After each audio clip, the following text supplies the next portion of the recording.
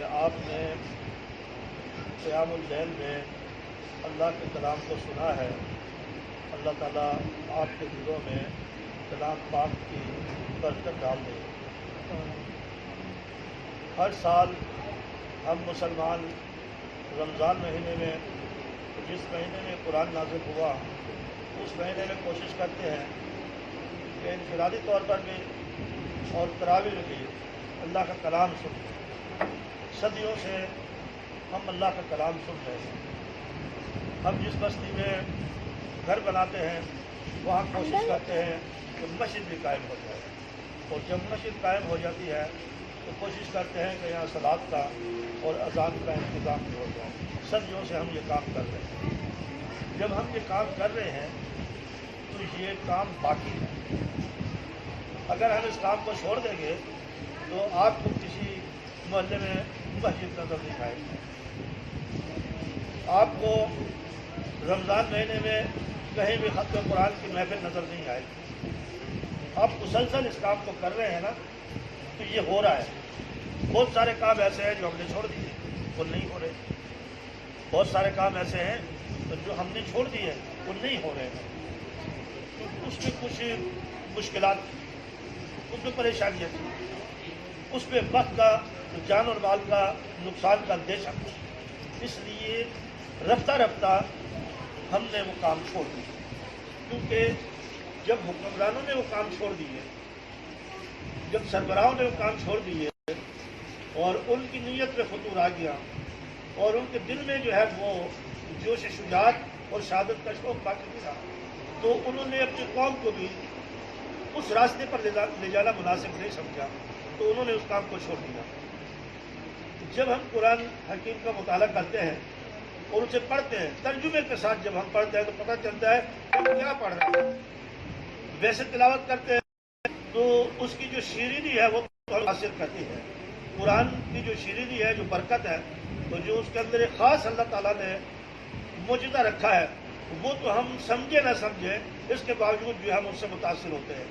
ان پڑھ آدمی بھی جو ہے قرآن سنتا ہے تو ٹھہر جاتا ہے اور اس کے ذہن سے جو متاثر ہو جاتا ہے، لیکن جو اس کو سمجھ کے پڑھتے ہیں ان کی بات کچھ اور ہے، جو اس کو سمجھ کے پڑھتے ہیں۔ اور قرآن مجید کے ساتھ ساتھ کتنے لوگ ہیں جو اس بات کی کوشش کرتے ہیں کہ جس نبی پر ہم ایمان لائے ہیں، جس سے ہم محبت کرتے ہیں، تو کم سے کم ہم اس نبی کی سیرت کا مطالعہ کر لیں، اس نبی نے اپنی زندگی میں کیا کیا ہے وہ ہم پڑھ لیں، ہمیں پتہ چل جائے۔ ہم دو چار باتوں سے زیادہ نبی کے بارے میں نہیں جانتے، ہم بس اتنا ہی جانتے ہیں کہ جس طرح سے ہم روزہ رکھتے تھے وہ بھی روزہ رکھتے تھے، جس طرح سے ہم نماز پڑھتے ہیں وہ زیادہ پڑھ لیتے تھے، جس طرح سے نیکی کے کام ہمیں بھی جو میسر آ جاتے کر لیتے، وہ بھی نیکی کام کرتے تھے، یتیموں کی سرپرستی کرتے تھے، غریبوں اور بیوہ اور مسکینوں کی سرپرستی کرتے تھے، اپنے پاس مال جمع نہیں کرتے تھے، ہمدردی سے لوگوں سے پیش آتے تھے، کبھی کسی سے دشمنی نہیں کی، دشمنوں کو بھی وہ دعائیں دیتے رہے۔ یہ باتیں موٹی موٹی ہمیں معلوم ہے کہ نبی پاک صلی اللہ علیہ وسلم یہ کرتے تھے۔ ہمارے واعظ بھی یہ کہتے ہیں کہ بھئی تم بھی اس طرح سے کرو، بیٹھ کر پانی پیو، مسواک کرو، اپنے کپڑے پاس صاف رکھو، اس سائز کے کپڑے پہنو۔ جو نبی صلی اللہ علیہ وسلم کی باتیں ہیں وہ ہمیں بتاتے ہیں اور ہمیں کرتے ہیں، لیکن جو نبی صلی اللہ علیہ وسلم کا جو اصلی کارنامہ ہے تو وہ ہماری آنکھوں سے اوجھل ہوتا ہے، وہ ہم بتاتے بھی نہیں ہیں، کیونکہ پڑھیں گے تو بتائیں گے نا، اور مقصد میں نہیں ہمارا۔ آج 20واں روزہ ہے، آج 20واں روزہ ہے، بتائیں آج کے دن کیا ہوا تھا؟ کتنے لوگوں کو معلوم ہے کہ 20واں روزہ جو ہے اس دن کیا ہوا تھا؟ بہت کم لوگوں کو معلوم ہے کہ آج مکہ فتح ہوا تھا، آج کے دن جو ہے مکہ فتح ہوا تھا۔ تو نبی پاک صلی اللہ علیہ وسلم جب ہجرت کر کر آئے، جب ہجرت کر کے آئے تو وہ آپ کے نظروں میں ہونی چاہیے بات، وہ ہجرت کر کر آ رہے ہیں تو سب سے پہلے انہوں نے کیا کیا؟ جس بستی میں رکے سب سے پہلے انہوں نے وہاں مسجد بنائی۔ جو لوگ حج کرنے کے لیے جاتے ہیں ان کو پتا ہے بھائی مسجد قباء جو ہے، مسجد قباء جو ہے وہ نبی پاک صلی اللہ علیہ وسلم نے سب سے پہلے، مسجد نبوی سے پہلے مسجد قباء بنائی گئی، دوسری بھی بنی، اس کے بعد مسجد نبی بنی، جو بنائی گئی مسجد اس لیے بنائی کہ یہ جو مسلمان ہیں ان کا جو نظریہ ہے، ان کا جو عقیدہ ہے، یہ مسجد میں پکا ہوگا اور کہیں پکا نہیں ہوگا، یہ مسجد میں پکا ہوگا، مسجد میں لائیں گے، قرآن ان کو سنائیں گے اور مسجد میں پکا ہوگا۔ 5 ٹائم کبھی آئے گا نا، اور جب 5 ٹائم یہ کہے گا اللہ اکبر، اللہ سب سے بڑا ہے، تو یہ دنیا کی کسی طاقت سے نہیں ڈرے گا، تو جب یہ 5 ٹائم آ کر یہ کہے گا یا اللہ مجھے سیدھے راستے پر چلا، تو یہ سیدھے راستے پر چلے گا۔ جب یہ 5 ٹائم آ کر یہ کہے گا یا اللہ تو مجھے اپنے نبیوں کے راستے پر چلانا، شہداء کے راستے پر چلانا، صالحین کے راستے پر چلانا، یا اللہ تو مجھے جو ہے سچے لوگوں کے راستے کے اوپر چلانا، اور یا اللہ تو مجھے ان لوگوں سے بچانا جن پر تیرا غضب نازل ہوا ہے، جو بھٹکے ہوئے ہیں ان لوگوں سے مجھے بچانا۔ جب 5 مرتبہ یہ آ کر امام سے بھی سنے گا اور خود بھی پڑھے گا تو اس کا ایمان پختہ ہو جائے گا۔ پھر نبی صلی اللہ علیہ وسلم جب قرآن مجید کی تلاوت کریں گے تو عرب سارے سنتے تھے کہ آپ صلی اللہ علیہ وسلم کیا کریں، آپ صلی اللہ علیہ وسلم کیا فرما رہے ہیں، آپ صلی اللہ علیہ وسلم نے بس جو وحی نازل ہوئی ہے اس کا مطلب کیا ہے، کیا یہ پڑھ کر ہمیں سنایا ہے۔ تو وہ جب سنتے تھے مسجد میں تو ایک دم ان کے اوپر کیفیت طاری ہوتی تھی، اور وہ کیفیت ایسی طاری ہوتی تھی کہ وہ بازار میں بھی، وہ گھر میں بھی، وہ محلے میں بھی، وہ جنگ میں بھی، وہ ہر وقت وہ کیفیت طاری ہوتی تھی ان کے اوپر۔ یہ دنیا جو ہے فانی ہے، آخرت کا گھر ہے، دنیا کا گھر نہیں ہے۔ دنیا جو ہے سجانے کی اور دنیا جو ہے بنانے کی چیز نہیں ہے، دنیا گزارا کرنے کی چیز ہے، گھر جو آخرت کا ہے۔ کتنے لوگ ہیں جو صبح اٹھتے ہیں تو ان کے ذہن میں یہ بات ہوتی ہے کہ یہ دنیا فانی ہے، یہ دنیا چھوڑ جانی ہے ہم کو، آخرت کا گھر خراب مت کرو۔ اس دنیا کے لیے ہم لوگوں نے اپنے آخرت کا گھر خراب کر دیا، اس دنیا کے لیے 4 روزہ زندگی کے لیے ہم نے اپنا آخرت کا گھر خراب کر دیا، سب خراب کر رہے ہیں۔ میں بھی اور آپ بھی، کیوں کہ ہمیں سسٹم نہیں ملا، ہمیں سسٹم نہیں ملا، ہم آزاد ہیں، ہم آزاد ہیں۔ دل چاہتا ہے بے ایمانی کر لیتے ہیں، دل چاہتا ہے جھوٹ بول لیتے ہیں، دل چاہتا ہے بے حیائی کر لیتے ہیں، دل چاہتا ہے دھوکہ دیتے ہیں، دغا دیتے ہیں، دل جو چاہتا ہے رشوت دیتے ہیں، دل جو چاہتا ہے سود بھی لے لیتے ہیں، دل جو چاہتا ہے جوئے کر دے، شراب کر دے، جو جی میں آتا ہے وہ سب بول لیتے ہیں، اور سب کچھ کالا کرنے کے بعد ہم اللہ کے دربار میں بھی آ جاتے ہیں۔ کیوں؟ کوئی بندش نہیں ہے، کوئی روک نہیں ہے، کوئی ٹوک نہیں ہے، کوئی آدمی برائی مول لینے کے لیے تیار نہیں ہے۔ کوئی آدمی یہ تو کہتا ہے کہ نماز پڑھ لو، یہ تو کہتا ہے کہ نماز پڑھو، مسجد میں باز ہو رہا ہے نماز پڑھ لو، لیکن کوئی آدمی یہ کہنے کے لیے تیار نہیں ہے بھائی یہ سودی کاروبار چھوڑ دو، بھائی یہ رشوت چھوڑ دو، بھائی یہ جو تم نے جوئے کٹے بنائے ہوئے یہ چھوڑ دو، یہ جو شراب تم بیچ رہے ہو یہ چھوڑ دو، یہ تم اپنے ماں باپ کے ساتھ زیادتی کرتے ہو یہ چھوڑ دو، یہ جو تم بہنوں کا حصہ کھا جاتے ہو یہ چھوڑ دو، یہ جو تم نے کمینہ پن کیا ہوا یہ چھوڑ دو، کیونکہ اس تبلیغ کے اندر نقصان ہے، اس تبدیل میں نقصان ہے۔ کیا نقصان ہے؟ کہ جس کو کہہ رہے ہیں وہ ناراض ہو جائے گا، وہ تعلقات خراب کر لے گا، رشتہ داری خراب ہو جائے گی، دوستی خراب ہو جائے گی، کاروبار جو ہے خراب ہو جائے گا۔ تو اس سے ہم نے پہلو طے کیے، نبی پاک صلی اللہ علیہ وسلم کے ساتھ آپ صلی اللہ علیہ وسلم جو کچھ بھی وہی آتا تھا وہ جا کر اسی کی تکمیل کرتے تھے، وہ جا کر وہ بیان کرتے تھے پبلک میں۔ تو پوری جماعت کے اندر ایک ہی رنگ چڑھا، وہ اللہ کا ہے۔ آج فتح مکہ ہے، میں نے آپ کو بتا دیا کہ نبی صلی اللہ علیہ وسلم نے آ کر مدینہ میں کیا کیا، سمجھ گئے آپ؟ مدینہ میں مسجد بنائی ان کو منظم کرنے کے لیے، ان کو منظم کرنے کے لیے۔ پنجگانہ نماز کا حکم بعد میں آیا، پنجگانہ نماز بھی فرض ہوئی، پھر روزہ بھی فرض ہوا، پھر زکوٰۃ بھی فرض ہوئی، پھر جو ہے حج بھی جو ہے فرض ہوا، اور نبی صلی اللہ علیہ وسلم نے حج کیا 10 ہجری میں، 10ویں سال آپ صلی اللہ علیہ وسلم نے کیا۔ 10 سال تک آپ نے کیا کیا؟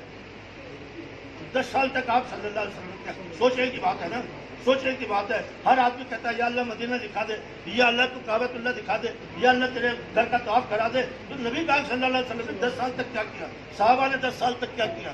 10 سال تک وہ کیا کرتے رہے، یہ دیکھنا پڑے گا نا۔ آپ صلی اللہ علیہ وسلم نے کیا کیا؟ آپ صلی اللہ علیہ وسلم جب آئے، آپ صلی اللہ علیہ وسلم جو ہے دوسرے سال وہ کافر جو ہے چر کرا گئے، 1000 کا لشکر لے کر گئے مدینہ کی شہر بجانے کے لیے۔ آپ اندازہ لگائیں کہ ابھی جو ہے وہ 100 سوا سو آدمی ہجرت کر آئے تھے، اور 100 سوا سو آدمی وہاں انصار جو مسلمان تھے وہ آئے تھے یہاں پر۔ ابھی تو وہ 400-500 بھی نہیں ہوئے تھے کہ وہ 1000 کا لشکر جنرال لے کر مدینہ کی اینٹ سے اینٹ بجانے کے لیے آ گیا۔ جب نبی پاک صلی اللہ علیہ وسلم کو پتہ چلا، تو آپ صلی اللہ علیہ وسلم نے کیا کیا؟ یہ سوچنے کی بات ہے، کیا کیا؟ آپ بتائیں، آپ کو پتہ چلتا کہ یہ اس طرح سے ہو رہا ہے تو آپ کبھی کسی وڈیرے کے پاس بھاگتے ہیں، کبھی شوہر کے پاس بھاگتے ہیں، کبھی اسی اور کے پاس بھاگتے ہیں، اور پھر جب دیکھتے کہ لڑنے کی طاقت نہیں ہے تو طے ہو جاتا کہ آپ نے ہاتھ جوڑ لینے، آپ نے معافی مانگ لینی ہے کہ بابا ہم نہیں لڑ سکتے۔ ہم جیسے ابرا آیا تھا کعبہ کو ڈھانے کے لیے، تو حضرت عبد المطلب اس کے پاس گئے کہ مت لڑ، تجھے پیسہ چاہیے ہم پیسہ دے دیتے ہیں، جو تجھے چاہیے ہم دے دیتے ہیں، مویشی چاہیے مویشی۔ اس نے کہا مجھے تم سے لڑنا نہیں ہے، میں تو اس گھر کو گرانے کے لیے آ رہا ہوں، اس گھر کو اٹھانے کے لیے آ رہا ہوں۔ تو وہ سارے کے سارے لوگ نکل گئے یہ کہہ کر کہ یا اللہ یہ تیرا گھر ہے۔ انہوں نے یہ نہیں کہا یہ لات کا گھر ہے یا عزا کا گھر ہے یا اس کا گھر ہے یا اس کا گھر ہے، 360 رکھے ہوئے تھے نا، انہوں نے ان کا کسی کا نام نہیں لیا. اس وقت انہوں نے کہا یا اللہ یہ تیرا گھر ہے، ہم اس کو نہیں بچا سکتے، اب تو اس کو بچا سکتا تو بچا لے. تو اللہ تعالیٰ نے بچا لیا، اس گھر کو بچا لیا نا. تو نبی پاک صلی اللہ علیہ وسلم جب مدینہ تشریف لے آئے تو دوسرے سال وہ کافر لڑنے کے لیے آ گئے، تو آپ صلی اللہ علیہ وسلم ان کے لیے لڑنے کے لیے پہنچ گئے. بتائیں آپ کو مدینہ سے بدر کتنی دور تھا؟ مدینہ سے بدر 80 میل کے فاصلے پر. مدینہ سے بدر 80 میل کے فاصلے پر تھا. 2 روز پہلے چلے تو 17 تاریخ کو پہنچے وہ وہاں پر. 17 تاریخ کو وہاں پر پہنچے تو آمنے سامنے فوجیں تھی، آمنے سامنے فوجیں تھی. تو آپ صلی اللہ علیہ وسلم نے اس فوج کو میدان میں اتار کر اللہ سے دعا کی کہ یا اللہ تیری مدد درکار ہے، میرے پاس تو جو کچھ تھا وہ میں یہ لے آیا میدان کے اندر، اب تیری مدد چاہیے مجھے. اگر آج بھی مٹھی بھر لوگ پٹ گئے، مر گئے، فنا ہو گئے، ناکام ہو گئے، تو پھر قیامت تک تیرا دین نہیں چلے گا، تیرا نام نہیں اٹھے گا، تیری عبادت نہیں ہوگی قیامت تک. کتنی بڑی بات ہے، سمجھ رہے ہیں آپ؟ کتنی بڑی بات ہے، کتنی بڑی بات ہے. آپ کو کہتے ہیں دین کے بغیر بھی عبادت ہو سکتی ہے، آپ کہتے ہیں دین کے بغیر بھی عبادت ہو سکتی ہے، آپ کہتے ہیں قرآن کے نظام کے بغیر بھی عبادت ہو سکتی ہے، آپ کہتے ہیں رسول صلی اللہ علیہ وسلم کی سیرت کے بغیر بھی مسجدیں قائم ہو سکتی ہیں. ارے بھائی مسجدوں کا تو یہی تھا مقصد کہ دین قائم ہو جائے، دین قائم ہو جائے. جب مسجدیں بنائی نا تو پھر مرحلہ آ گیا 1 سال کے بعد ہی، 1 سال کے بعد ہی مرحلہ آ گیا کہ بھائی تم نے جو مسجدیں بنائی ہیں، تم نے جو جماعت بنائی ہے، یہ جماعت کیا کرے گی؟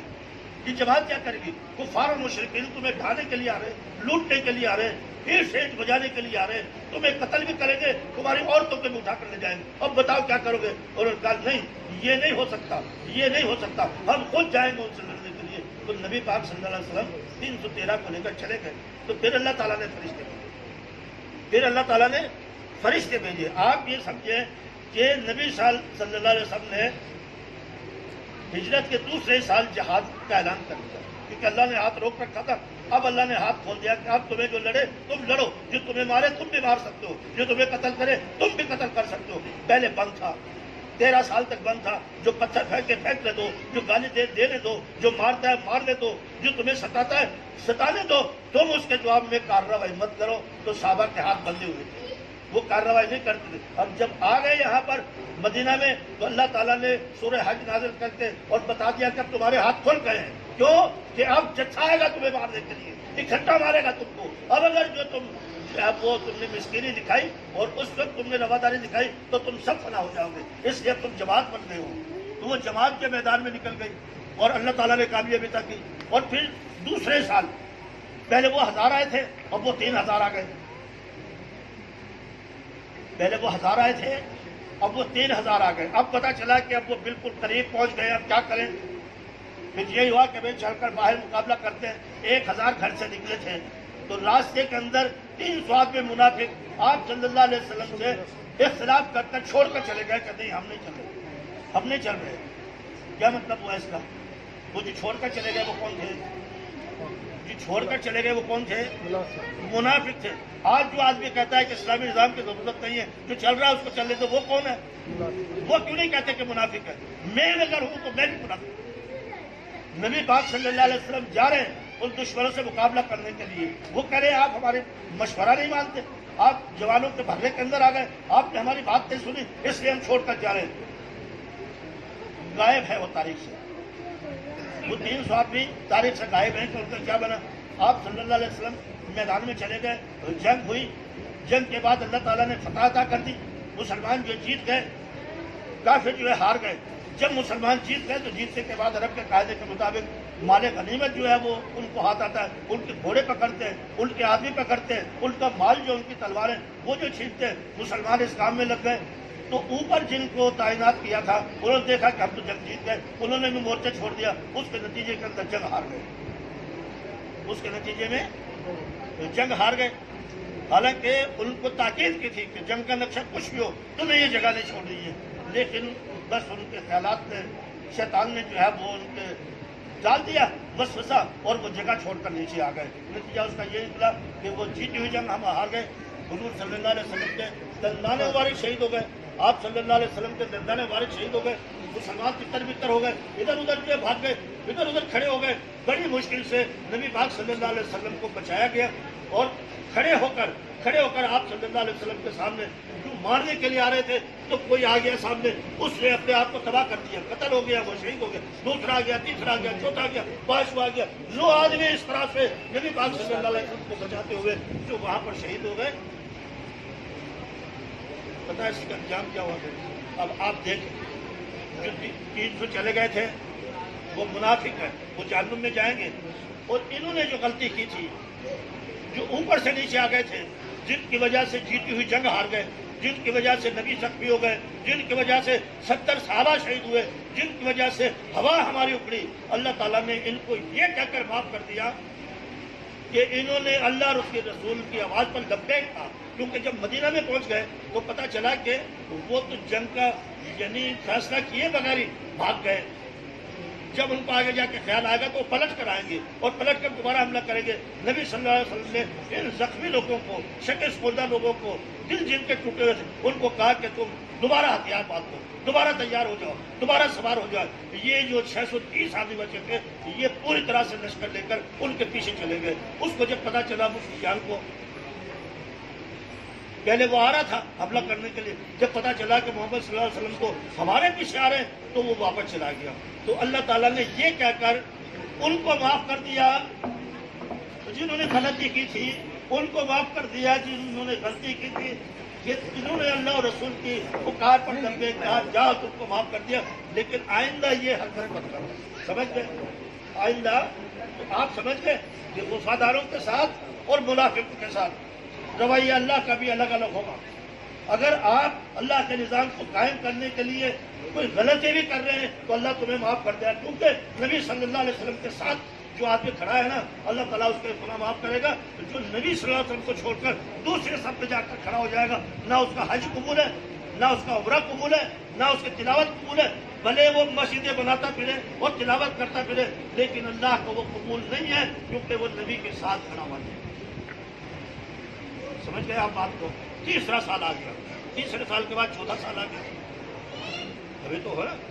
تو جب ہم بہت بے شکست کھا گئے تو انہوں نے چھوڑا تھوڑی، بدماشیاں کرتے رہے، کبھی ادھر آ گئے، کبھی ادھر آ گئے، کبھی ادھر آ گئے، کبھی ادھر آ گئے. چوتھا سال آ گیا. چوتھے سال کے اندر بھی جو ہے یہ ہوا کہ چوتھے سال کے اندر بھی جو یہ ہو گیا، چلتا رہا معاملہ. پانچواں سال آ گیا. 5ویں سال کے اندر کیا کہا انہوں نے؟ 5ویں سال کے اندر 12,000 آدمی، 10 سے 12,000 آدمی اکٹھے ہو کر، جس میں یہودی بھی تھے، مشرک بھی تھے، کافر تھے، وہ سارے کے سارے 12,000 آدمی اکٹھے ہو کر مدینہ پر حملہ آور ہو گئے. حضور صلی اللہ علیہ وسلم کو پہلے ہی پتا چل گیا تھا. آپ صلی اللہ علیہ وسلم نے خندق کھود لی. جو لوگ حج کرنے کے لیے جاتے ہیں اور مدینہ تشریف لے جاتے ہیں ان کو پتا ہے کہ یہ پہاڑ ہے، یہ خندق کھودی ہوئی ہے، وہاں مسجدیں بنی ہوئی ہیں. وہ بتاتے ہیں آثار کے یہاں خندق کھودی تھی اتنی بڑی. تو وہ خندق پار نہیں کر سکے. ایک آدمی نے پار کی، وہ 12 کیا، باقی کوئی پار نہیں کر سکے. مہینے بھر تک وہ محاصرہ کیا. اللہ تعالیٰ نے ایک دن ایسی آندھی چلائی کہ ان کا سارا سامان، اسباب جو درم برم ہو گیا، وہ اٹھ کر جو بھاگ گئے. پھر صبح اللہ تعالیٰ نے اپنے نبی کو دکھایا منظر کہ دیکھو ہم نے تمہیں فتح یاب کر دیا، فتح یاب کر دیا اللہ کے نبی صلی اللہ علیہ وسلم کو. تو آپ صلی اللہ علیہ وسلم نے فرمایا کہ بس یہ ان کا آخری حملہ تھا، اب بھاگ جائے. ان کا کام ختم ہو گیا. وہ کبھی بھی ادھر حملے کے لیے نہیں آئے گا، اب جائیں گے. اور پھر آپ صلی اللہ علیہ وسلم گئے. 5 میں یہ ہوا. 6 میں آپ صلی اللہ علیہ وسلم نے اعلان کر دیا کہ جو بھی ہمارے ساتھ چلنا چاہے ہم عمرے کے اوپر جائیں گے. عمرے پر جانے کا مطلب سمجھ گئے آپ؟ عمرے پر جانے کا مطلب یہ ہے کہ جو بھی جائے وہ اپنا سر ہتھیلی میں رکھ کر جائے. وہ قتل ہو جائے گا، واپس نہیں جائے گا. کیونکہ وہ خون کے پیسے 1 سال پہلے تو گئے یہاں سے ناکام اور نامرد ہو کر. جب ہم مکہ میں جائیں گے تو وہ سارے کے سارے لوگ مل کر ہمیں مار دیں گے. تو آپ صلی اللہ علیہ وسلم نے اعلان کیا کہ ہم جا رہے ہیں عمرے پر جا رہے ہیں، جو ہمارے ساتھ چلنا چاہے وہ ہمارے ساتھ چلے. 1400 مسلمان تیار ہوئے. آپ صلی اللہ علیہ وسلم ان کو لے کر پہنچے. یہ 5 ہجری کا واقعہ ہے. 5 ہجری کا واقعہ، 6 ہجری کا واقعہ. آپ صلی اللہ علیہ وسلم لے کر پہنچے وہاں پر تو انہوں نے راستے میں روک دیا حدیبیہ کے مقام پر. آپ نہیں جا سکتے، آپ نہیں جا سکتے. بہت دیر حجت ہوا کر ایک معاہدہ طے پا گیا. وہ معاہدہ تھا صلح حدیبیہ کے نام سے. صحابہ بہت دل برداشت تھے، دل ٹوٹے ہوئے تھے کہ یہ کیا ہوا، یہ کیا ہوا. ایسی شرطیں مان لی، ایسی شرطیں مان لی.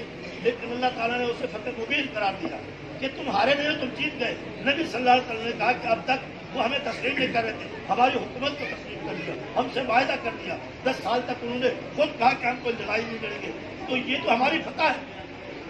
اگلے سال انہوں نے کہا کہ ہم 3 دن شہر خالی کر جائیں گے اور تم آ کر عمرہ کر لینا۔ وہ 3 دن شہر خالی کر گئے اور دوسرے 37ویں سال 7 ہجری کو عمر ادا ہو گیا۔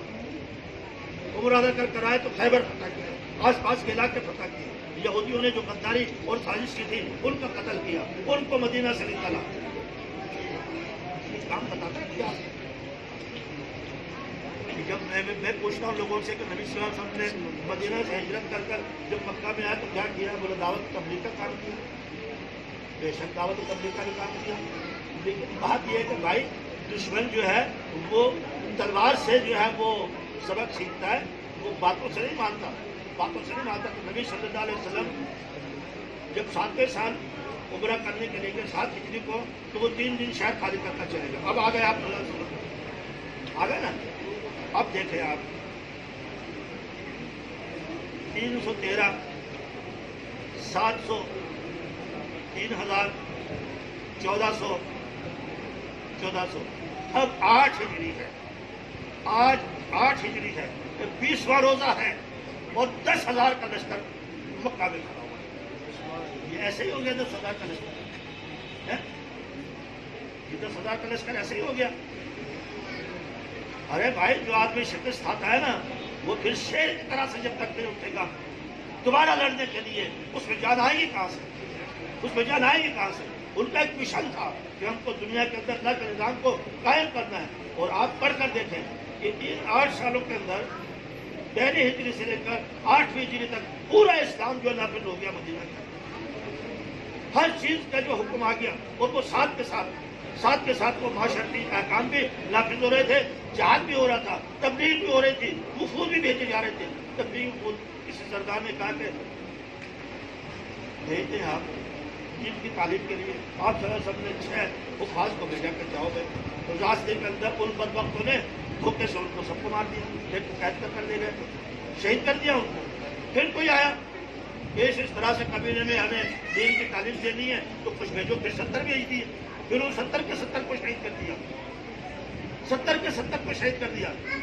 تو نبی پاک صلی اللہ علیہ وسلم نے جب ہتھیار اٹھایا جب پتہ چلا کہ وہ روم کا بادشاہ مدینہ پر حملہ کرنے کے لیے آ رہا ہے، تو آپ صلی اللہ علیہ وسلم وہ 2 لاکھ تھے، آپ 30,000 کا لشکر لے کر پہنچے۔ تو حکومت اس طرح سے قائم تھوڑی ہوتی ہے، قومیں ایسے تھوڑی بنتی ہے، بزدل بننے سے قومیں تھوڑی جو ہے آپ پروان چڑھتی ہے۔ لوگوں کو یہ سبق سکھانا کہ دنیا میں اپنا گھر بناؤ، دنیا میں عزت حاصل کرو، دنیا میں دولت حاصل کرو، عزت اس طرح، عزت ایمان سے ملے گی، ایمان کے بغیر عزت نہیں ہے، ایمان کے بغیر عزت نہیں ہے۔ اللہ تعالیٰ قرآن میں کہتا ہے کہ عزت ساری کی ساری اللہ کے لیے، اس کے رسول کے لیے اور مومنین کے لیے۔ منافق کے سمجھتے ہیں کہ میں نے اس سے ہاتھ ملا لیا مجھے عزت مل جائے گی، میں امریکہ کے ساتھ چلا گیا مجھے عزت مل جائے گی، میں چین کے ساتھ چلا گیا مجھے عزت مل جائے گی، میں نے اس کے ساتھ تصویر کھنچوا لی مجھے عزت مل جائے گی۔ عزت ایسے نہیں ملے گی، عزت ایسے نہیں ملے گی۔ تو آپ دیکھیں کہ نبی صلی اللہ علیہ وسلم کو 8 سال لگے، کتنے سال لگے؟ 8 سال لگے مکہ میں دوبارہ جانے کے لیے، 8 سال۔ 1 ہجری میں اور 8ویں ہجری میں، یہ جو 8 سال کا وقفہ تھا، اس میں نبی پاک صلی اللہ علیہ وسلم اور آپ کے صحابہ نے جو کام کیا وہ ہماری نظروں کے سامنے کیوں نہیں ہے؟ ہماری نظروں کے سامنے کیوں نہیں ہے؟ ہمیں محلے کو بھی شیئر نہیں کر سکتے، ہم مسجد کے ارد گرد بھی لوگوں کو نہیں سدھار سکتے۔ سینکڑوں سال سے ہم بھی تبلیغ کر رہے ہیں، سینکڑوں سال سے ہم بھی لوگوں کے پاس جا رہے ہیں، لیکن ہمارا مشن نہیں ہے، ہماری منزل نہیں ہے کہ خود بخود ہو جائے گا۔ نبی پاک صلی اللہ علیہ وسلم کا مشن تھا، آپ صلی اللہ علیہ وسلم کی منزل تھی۔ جب دشمن آ رہا تھا لڑنے کے لیے تو آپ صلی اللہ علیہ وسلم تسبیح لے کر نہیں بیٹھے، آپ صلی اللہ علیہ وسلم نے ختم قرآن کی محفلیں نہیں جمائی، آپ صلی اللہ علیہ وسلم نے کہا کہ اللہ سے مانگو، یہ نہیں کہا، آپ صلی اللہ علیہ وسلم نے کہا کہ چلو مل کر چلو، اللہ سے بھی مانگیں گے، اللہ کو ساتھ لے کر چلیں گے۔ لیکن یہ نہیں ہو سکتا کہ ہم ادھر بیٹھے اللہ کو کہیں گے تو کر۔ تو یہ جو ہم تقریبات کرتے ہیں، یہ جو ہم مسجد بناتے ہیں، یہ جو ہم نماز پڑھاتے ہیں، یہ جو صلاۃ کا قیام کرتے ہیں، یہ جو تراویح پڑھتے ہیں، یہ جو ختم قرآن کرتے ہیں، آخر اس کے پیچھے کوئی مقصد بھی ہے کہ نہیں؟ یا سننا سنانا 70 سال ہو گئے، کتنے 73 سال ہو گئے پاکستان کو بنے ہوئے. پاکستان کو بنے یہی ہوا نا. انگریز جب آیا ہندوستان میں تو اس نے کیا کیا تھا پتہ ہے آپ کو؟ انگریز نے کیا کیا؟ ٹھیک ہے قبضہ کر لیا، دو فوجیں لڑتی ہیں تو لڑ لیتی ہیں، کوئی مسئلہ نہیں ہے، کوئی ہار جاتا ہے، کوئی جیت جاتا ہے. لیکن جب انگریز ہندوستان میں آیا تو اس نے کیا کیا؟ اس نے یہ کیا کہ سب سے پہلے ہمارا جو تعلیمی نظام تھا اس کو ختم کیا، ہمارا جو معاشی نظام تھا اس کو ختم کیا، ہمارا جو سیاسی نظام تھا اس کو ختم کیا، ہمارا جو عدالتی نظام تھا اس کو ختم کیا، ہمارا جو معاشرتی نظام تھا اس کو اس نے ختم کیا، اور اپنا اس نے قائم کر دیا، اپنا اس نے قائم کر دیا. ہمارا معاشی نظام سود سے پاک تھا، اس نے سود پر اپنی معاشی نظام قائم کر دیا. ہمارا عدالتی نظام قرآن و سنت کے فیصلے دیتا تھا، اس نے اسے منسوخ کر کر انگریز کا نظام قائم کر دیا.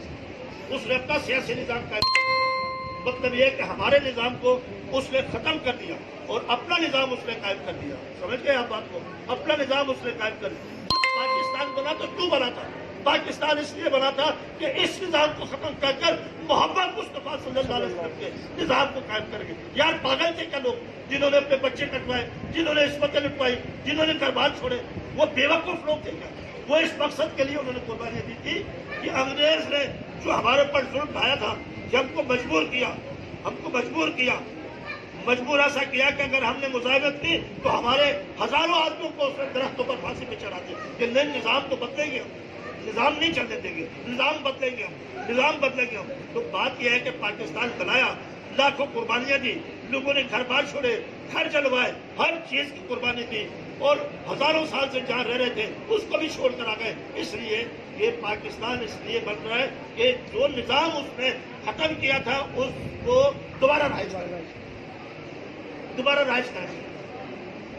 1949 میں قرارداد مقاصد لیاقت علی خان نے اسمبلی سے منظور کروائی. اس قرارداد مقاصد میں یہ تھا کہ یہ ملک جو ہے یہ خدا داد اللہ نے دیا ہے، یہ ملک یہ اللہ نے دیا ہے، کسی قوم کا نہیں ہے، یہ اللہ کا ملک ہے. اور یہاں پر جو قانون ہوگا بالا تر قانون، وہ کتاب و سنت کا بالا تر قانون ہوگا. سمجھ گئے؟ اور یہاں پر جو ہے وہ عوام کے منتخب نمائندوں کے ذریعے سے حکمرانی کی جائے گی، دستور کے اندر رہتے ہوئے. تو پھر کیا ہوا؟ 1949 میں یہ قرارداد منظور ہوئی، لیکن اسلام کے دشمنوں نے بیرونی طاقتوں سے مل کر، اندرونی جو غداروں سے مل کر لیاقت علی خان کو قتل کرا دیا. بڑے جلسے میں اس کو گولی مار دی کہ یہ شخص اس نے طے کر دیا کہ یہ ملک اسلام کا ہے اور اسلام کے راستے پر چلے گا. جب اس کو کہہ رہے تھے کہ تم ادھر یہ پنگا نہیں لگاؤ، تم قرآن و سنت کی بات مت کرو، تم یہاں پر اسلام کی بات مت کرو، جس طرح سے دنیا میں سیکولر نظام ہے اسی طرح سے تم بناؤ. لیکن یہ نہیں مانا، اس لیے اس کو مار دیا. 56 میں دستور بنا. 58 میں مارشل لا لگوا کر امریکہ نے اس دستور کو ختم کر دیا.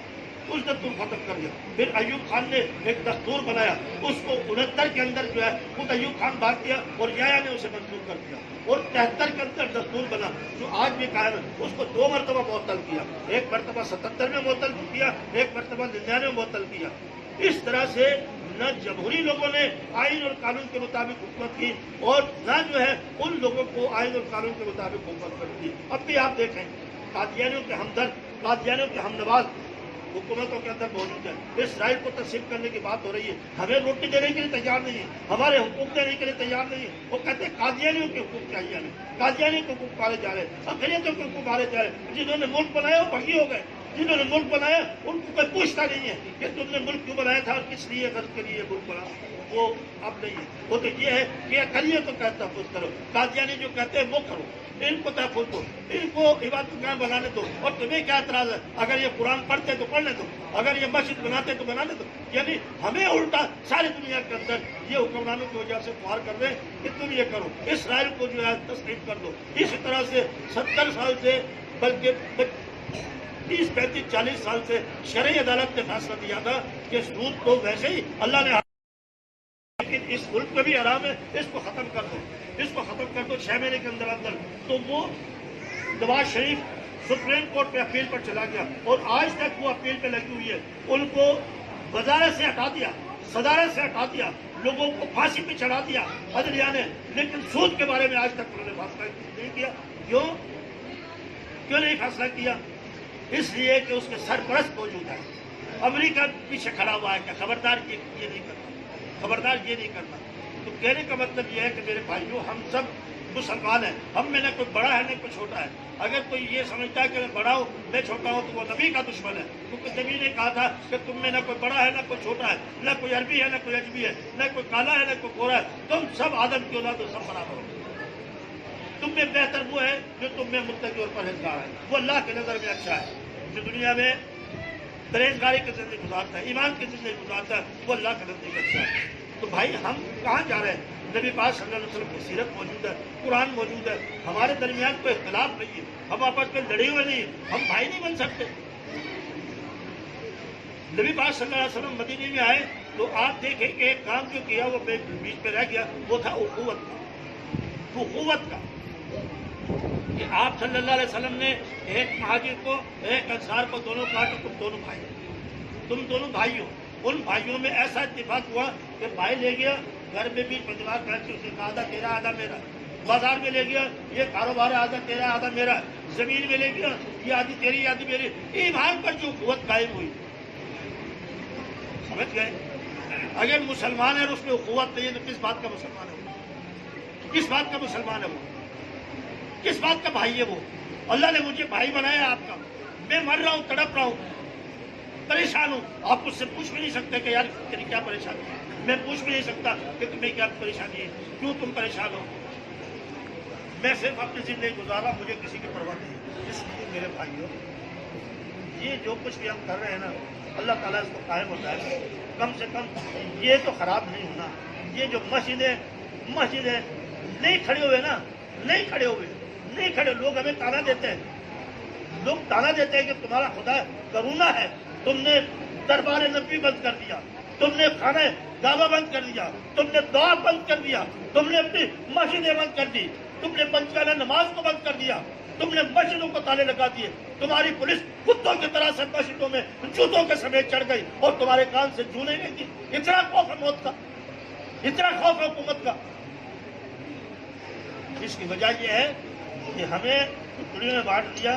میں جو بات کہہ رہا ہوں نا، کتنے لوگ یہ کہیں گے کہ یار یہ ایک مسلمان کی حیثیت سے بات کر رہا ہے، جو میرے اوپر بھی چھپا ہے کسی چیز کا، میرے اوپر بھی چھاپ ہے. تو وہ کہیں گے کہ یہ چھاپ کا نام لیں گے، مسلمان نہیں سمجھیں گے. کہیں گے یہ چھاپ کا نام لیں گے پہلے.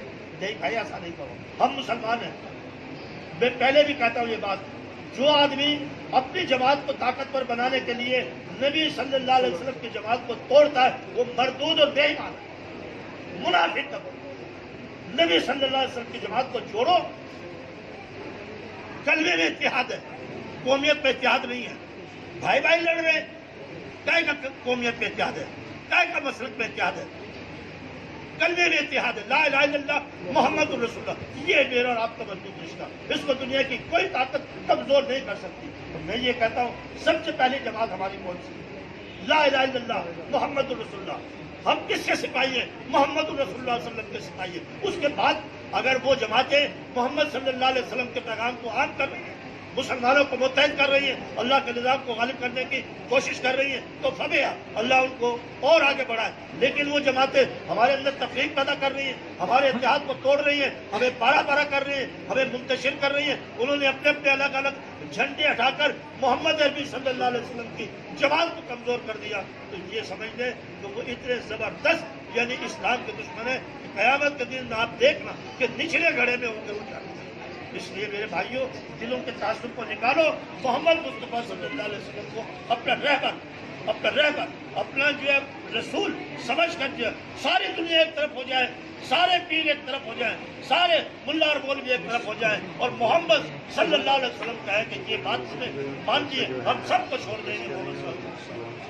باپ کو، دادا کو، رسم و رواج کو، حکمرانوں کو، سب کو ہم چھوڑ دیں اور محمد صلی اللہ علیہ وسلم کے پیچھے چلے جائیں، تو پھر ہم مسلمان ہیں. لیکن مجھے میری برادری لے جائے، رسول دیکھتا رہ جائے، مجھے میرا بھائی پکڑ کر لے جائے، اللہ کا دین دیکھتا رہ جائے، مجھے حکمران پکڑ کر لے جائے، اللہ کا دین دیکھتا رہ جائے، مجھے جو ہے کان سے پکڑ کر اللہ کے نبی کے دشمن پکڑ کر لے جائے، اور پھر بھی یہ کہوں کہ میرے سینے میں ایمان. ارے یار، کون سا ایمان ہے تمہارے سینے؟ میرے میرا خیال ہے کہ کچھ زیادہ ہی بول دیا میں تو مجھے بس میں نے ایک بات پوچھا، میری بات سمجھ میں آئی آپ کو؟ تو بھائی میری باتیں آپ تک پہنچی ہیں، سمجھ میں آئی ہیں؟ سمجھ میں آئی ہیں؟ بڑو لا الہ الا اللہ محمد الرسول اللہ، لا الہ الا اللہ محمد الرسول اللہ، لا الہ الا اللہ محمد الرسول اللہ۔ یا اللہ ہم لا الہ الا اللہ دیوانے ہیں، ہم اس کے فرزانے ہیں، ہم محمد صلی اللہ علیہ وسلم کے پیچھے چلنے والے لوگ ہیں۔ کبھی بھی ہمارا عہد ہے کہ ہم ان کا ساتھ نہیں چھوڑیں گے، ان کو نہیں چھوڑیں گے، کبھی بھی نہیں چھوڑیں گے۔ آپس میں نہیں لڑیں گے، نہ قومیت کی بنیاد پہ لڑیں گے، نہ مسلک کی بنیاد پہ لڑیں گے، نہ سیاست کی بنیاد پہ لڑیں گے۔ ہم لا الہ الا اللہ محمد الرسول اللہ کی رسی کو مضبوطی سے تھامیں گے۔ اللہ تعالیٰ مجھے بھی، اللہ تعالیٰ آپ کو بھی، اللہ تعالیٰ سب کو محمد صلی اللہ علیہ وسلم کے ساتھ رہنے کی، ان کے پیغام کو آگے لے جانے کی توفیق عطا فرمائے، توفیق عطا فرمائے۔ آخر دعوانا الحمدللہ۔